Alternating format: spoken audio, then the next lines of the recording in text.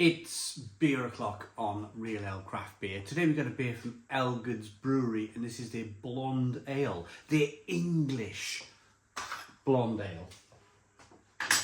Coming in at 8.7% ABV.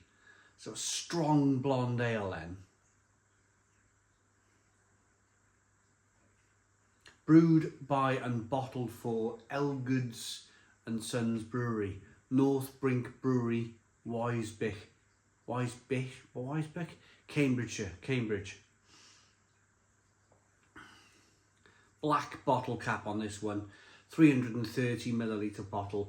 Ignore the condensation. Ignore that condensation on the bottle. The beer's been out of the fridge now a good half an hour. So it's had time to warm up a little bit. I want to experience this beer cool, not cold. To do that, store your beer in the fridge, keep it nice and fresh, and then out it comes, give it 20 minutes, half an hour, and then it comes up to about, I reckon this is probably about 9 degrees now, which is perfect drinking temperature for this beer. I'm reviewing this in October 2025. Because it's 8.7% ABV, have a look at that date. February 2027, and you could probably drink this beer in 5 years' time, if I'm honest with you, at 8.7% ABV, and it will be absolutely fine. So let's get it out into a glass, see what we get. Nice bit of smoke on the bottle opening. Beer in the glass. Oh, look at this. Oh, yeah.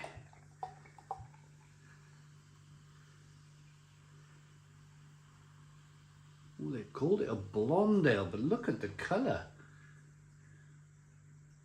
Now, there's either two things going on here. They've either used a darker malt in the beer, which I couldn't see why they would do that, or there's a little bit of oxidization happened in the beer. Oxidization makes the beer turn a brown colour. If it's light, it will go brown.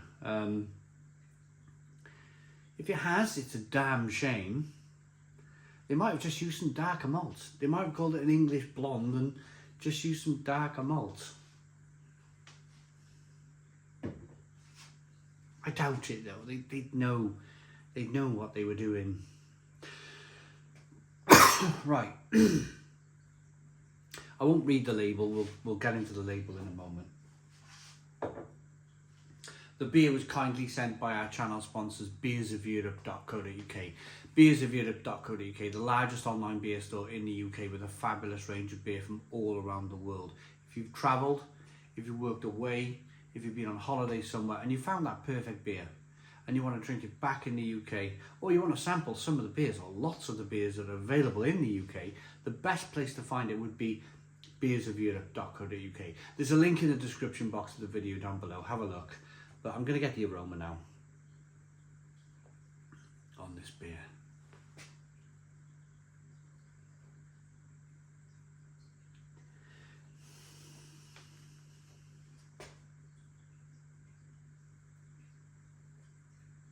I think they've just used a load of like sweet sort of, there's big aromas of toffee coming through here.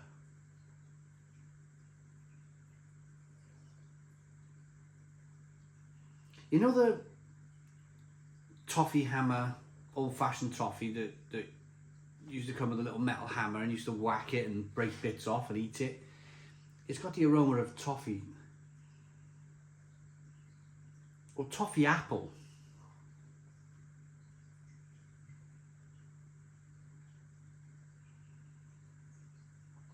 There's a touch of licorice in here.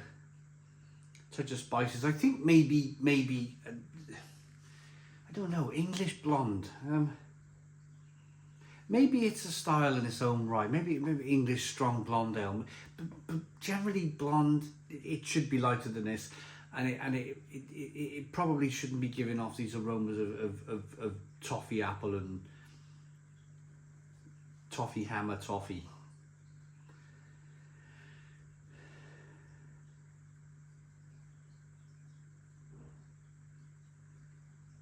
Let's dive in. Cheers. It smells fantastic. It just doesn't seem to style. Let's dive in. Cheers.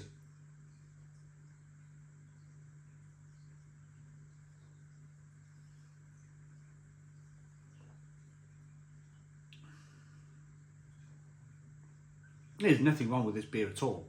It's absolutely fantastic. It's rich, it's malty, it's biscuity, it's bready, sweet.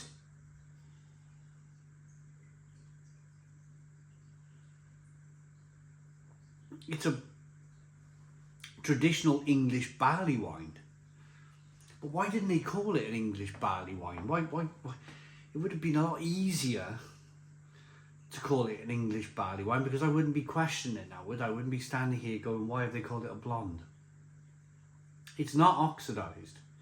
It doesn't taste oxidised. It's just, I think, somehow, I don't know, it happens. It happens. You wouldn't believe how many times it's happened over the 11,000 beers that I've reviewed on YouTube where a brewer's got the style wrong. And you have to question it, don't you? You do have to question it.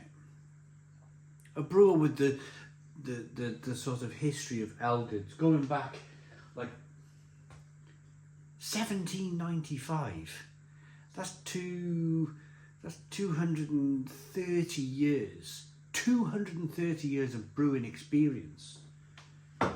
They've probably gone through an old brewer's log, which they have, and they've found this recipe and they've decided to brew it. But the thing is, back then, if this recipe is, say, over 100 years old, they didn't have beer styles back then. It would have just been called like beer number 1 or beer number 2 or beer number 3 or brown or, dare I say it, blonde or whatever. It was very basic stuff. It wasn't like Saison or New England IPA or, you know, those sort of porters. And well, you had porter and stout breweries, but they weren't necessarily, the beers weren't given names. They weren't given names under style. They weren't styled. That all happened sort of kind of under Michael Jackson, and he did so much for beer, that man. It was unbelievable. But for me, this is just a lost in translation beer. They've gone through an old recipe book, an old brewer's log. They picked a blonde beer. They brewed this blonde beer.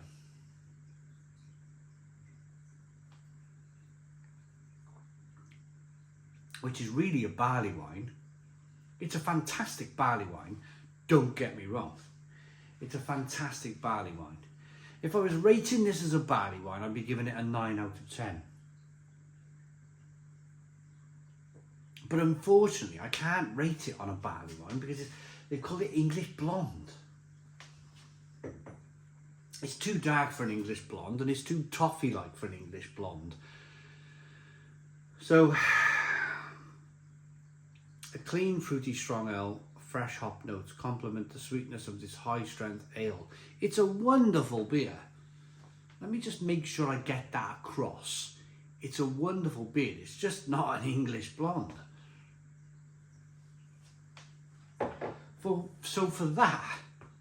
that, unfortunately, I'm going to have to give it a 7 out of 10.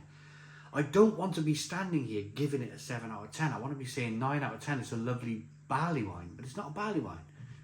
It is a barley wine, sorry. It's not a blonde. Thanks for watching. Please put your comments in the comments box. Subscribe to our daily beer and food reviews. Give us a big fat thumbs up. Boom. Cheers.